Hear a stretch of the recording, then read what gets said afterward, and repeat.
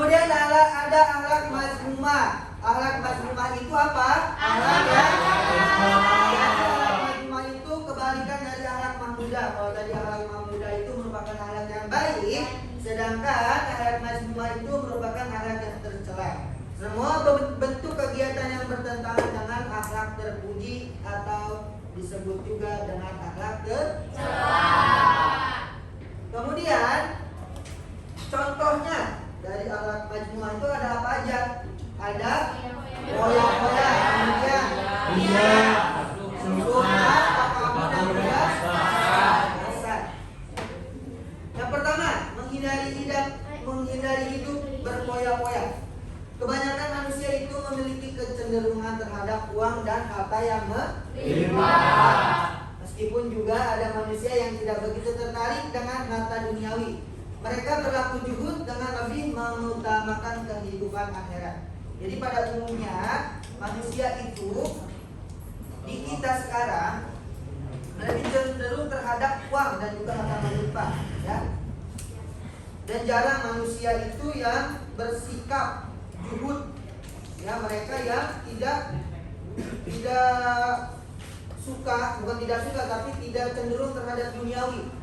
Jadi mereka yang bersifat juhud itu lebih mengutamakan kehidupan akhirat.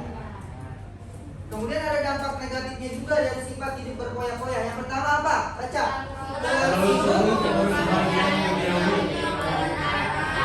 Yang kedua, menimbulkan sifat diri yang tidak pamer. Yang ketiga, yang keempat, jadi dampak negatif dari sifat hidup berfoya-foya. Terlalu sibuk mengurusi kebahagiaan duniawi, kemudian menimbulkan sifat iri, dengki, dan juga pamer. Yang ketiga, dapat memicu frustasi apabila hartanya habis. Dan yang keempat, berpotensi menimbulkan sifat iri. Cara menghindarinya bagaimana? Yang pertama apa? Ada apa? Membelanjakan harta. Yang kedua, yang ketiga, bergaya hidup sederhana. Yang keempat, selalu bersyukur.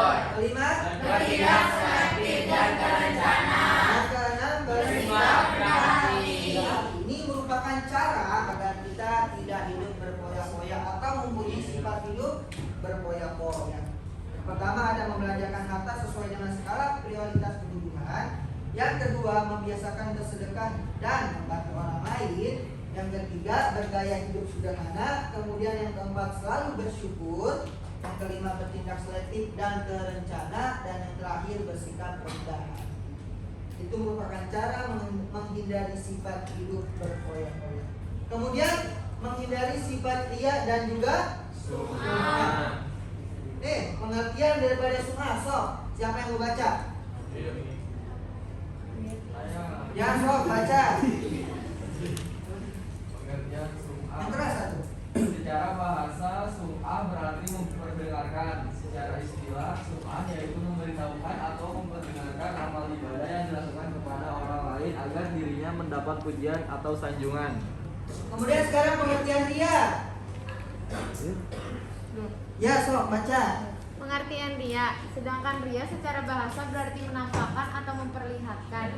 Secara istilah, ria yaitu melakukan ibadah dengan niat supaya mendapat pujian atau penghargaan dari orang lain.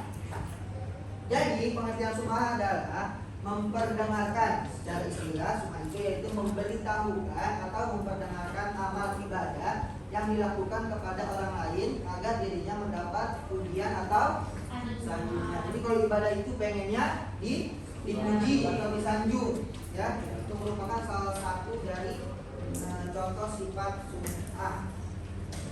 Kemudian ria, secara bahasa berarti menampakkan atau memperlihatkan. Secara istilah, ria yaitu melakukan ibadah dengan niat supaya mendapat pujian atau penghargaan dari orang lain. Berbeda jauh antara sum'ah dan juga ria.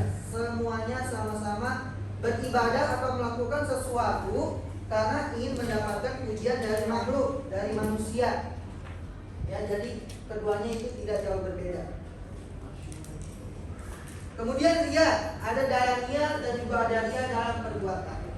Ria dalam niat yaitu contohnya seseorang berkata bahwa ia itu ikhlas beribadah karena Allah, padahal dalam hatinya tidak demikian, maka hal ini termasuk ria dalam niat.